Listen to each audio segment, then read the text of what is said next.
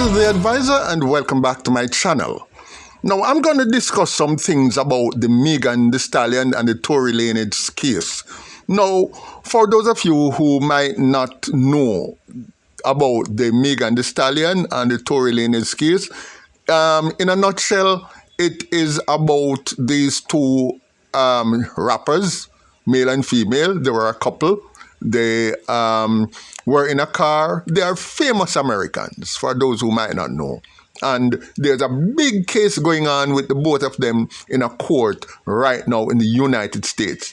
Well, this stemmed from an incident that happened on the night of July 12, 2020, where it is alleged that Tory Lanez, which is a male, he allegedly shot Megan Thee Stallion, which is a girl, in her leg. And basically, it went to court. So far, there has been a lot of backing and forthing as to who did what and if what happened, because up to now, we're not even sure if a shooting had actually taken place. Anyway, I don't want to get into the court case and he said and she said, because I'm going into something much, much deeper and much more sinister, and then with international intrigue than the case in court itself. But it surrounds these people. The incident that is in court now didn't really start in the court, because if it had started there, it wouldn't have even started, I believe.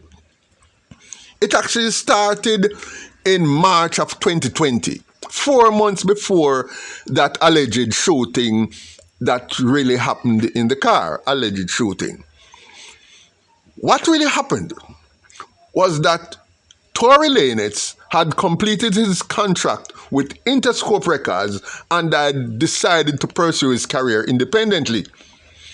Now, this is not something you do in the United States, or this is not something you do virtually anywhere on earth. Once you try to leave certain music companies, they will try to destroy you. And what we are seeing playing out in that courthouse is people, very, very powerful and influential people, trying to destroy Tory Lanez for having left the recording company after he has completely completed his contract. Now, who is Tory Lanez? For those of you who don't know, he is a rapper, and he's a very fairly successful rapper. His debut album, I told you, was released on August 19th of 2016 for a record company called Interscope, the one that he left recently. In that 4 years that he had been with Interscope, between 2016 and 2020, Tory has earned a total of $24 million. It is believed. But of that $24 million, all right, put it this way, he turned over around $24 million. Of that $24 million, Tory got only $9 million out of it. $9 million out of the 24. That means the company, the recording company, had earned off him $4.85 million, call it roughly 5 million, 15 million, because the company actually takes 65% of the take of all the people who are contracted to them, roughly 65. So I'm not quite sure, but if it's the normal 65%, then out of the 24 million, Tory would have gotten 9, and the recording company would have gotten 15. You know? So if Tory was to successfully break free from this recording company, Interscope, what do you think will happen? They will lose a cash cow. They not only lose a cash cow, they lose the influence that this man's music will have. They would lose the right or the chance or the power to change his music in any direction that can lead the people they are targeting in a different way. And they would not want to have him around there maybe as a sort of a loose cannon, so to speak. So what they're going to try and do is to rein Tory Lanez in. And this, I think, is part of what they are trying to do. Now, let's look at this company. Because here is what, first of all, you have to understand that if Tory Lanez was to successfully leave Interscope Records, what I think is going to happen? It's going to pave the way for other companies to also, other artists to also follow suit. Once he successfully does that. So they are not going to let Tory Lanez go. And this is what it's all about. While we are here thinking that this is about he said, she said about what happened in a car that night, it's much, much bigger than that. But here is what. Before we go any further, let's look at Interscope Records. Who owns Interscope Records? Interscope Records is owned by a company called Universal Music Group. Now, who is Universal Music Group? Well, it's a company that's based in Europe. I think it's in Holland, but don't quote me on that. Or Belgium, but it's one of those European countries. And all its directors are Caucasian. Now, Universal Music Group, most people have never even heard of them, but let me tell you now who they are. They own Abbey Road Studios. Abbey Road Studios used to be formerly owned by the Beatles, and now Universal Music Group owns it. They own Capitol Records Group. Now, Capitol has been around from the 1940s, probably 1930s. So has Decca Records. They own Decca Records. They own Def Jam Recording. They own EMI. EMI has been, because I think Universal Music Group was formed, or UMG for short, was formed somewhere in the 1970s or early 80s. It's not a very old company. And virtually every single music company that they own was formed 40 or 50 years before UMG actually existed. EMI, Decca Records, Capital Music Group, Geffen, A&M. Okay, take for example, Island Records. Island Records was founded by Chris Blackwell back in 1959. That's before Universal Music Group even existed. And Island Records, who does pure reggae music and was based in Jamaica for the most part, and only record is mostly Jimmy Cliff and other local acts for Jamaica. It's now owned by Universal Music Group. Go further.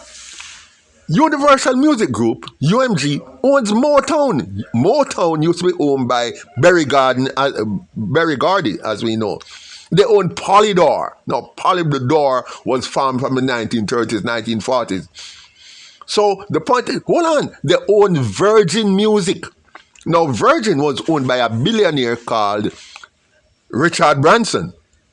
And Richard Branson, the way I heard it, UMG wanted Virgin Records. And Branson said no. And they decided they would sabotage his airline, Virgin Atlantic, if he did not comply. And he eventually, to protect his airline, which he thought was a bigger cash cow, he gave in and sold his assets and the entire Virgin Group to UMG. So we've got to understand the power of UMG. Now, UMG owns many companies. They own about 700 plus, over 700 separate recording companies. I tell you more. They own the other company, the company that Megan Thee Stallion is signed to. Yes, so even though Megan Thee Stallion and Tory Lanez, who are fighting each other, are signed to different recording companies, both of these recording companies are subsidiaries of UMG. Yes, that is so. So the point I'm making here is Universal Music Group is extremely powerful, and they signed a lot of black artists. As a matter of fact, they specialize in black artists. and they signed them because, there's a reason for this. There's a reason for this. But let us continue. They also sign a lot of gospel artists. And I'm going to tell you that here are some of the people, gospel artists, that are signed to companies that are subsidiaries of UMG.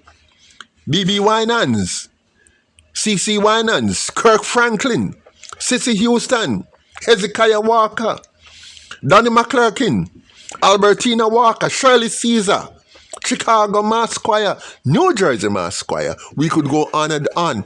But they own everything and everybody who is anybody in the music industry.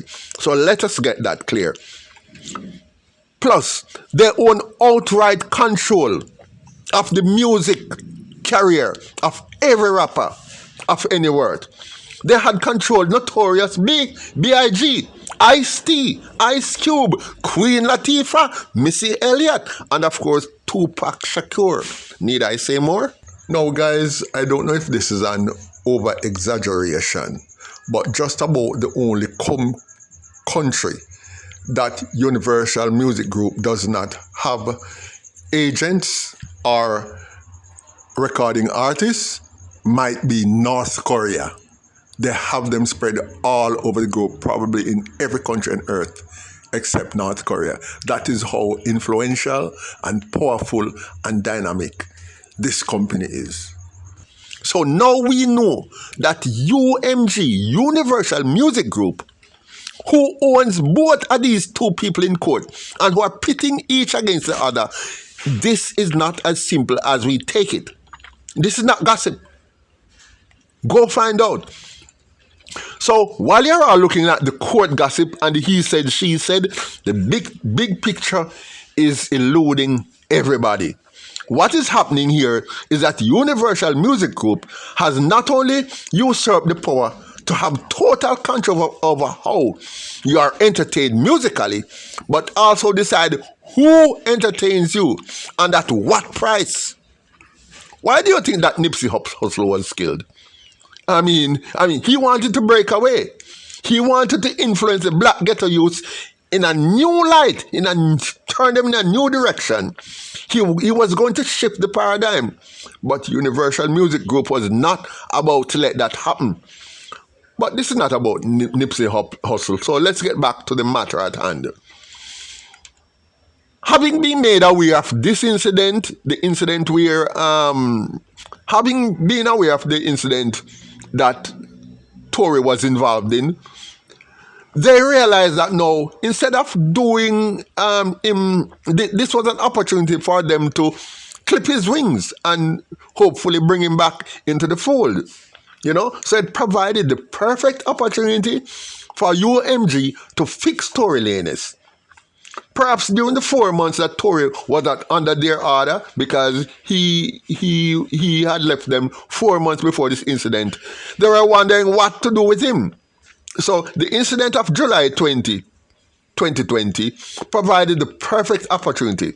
They went for the classic divide and rule tactic that had worked for them against those of African descent for the past 450 years. Why is it so easy to pit one black against another? I will never know. It must be something in our genetic code or something. I don't know. Anyway, bearing in mind that both Tory and Megan Thee Stallion are signed to separate music publishing companies, both of which are owned by UMG, it is rather easy to get Megan to sell out her man.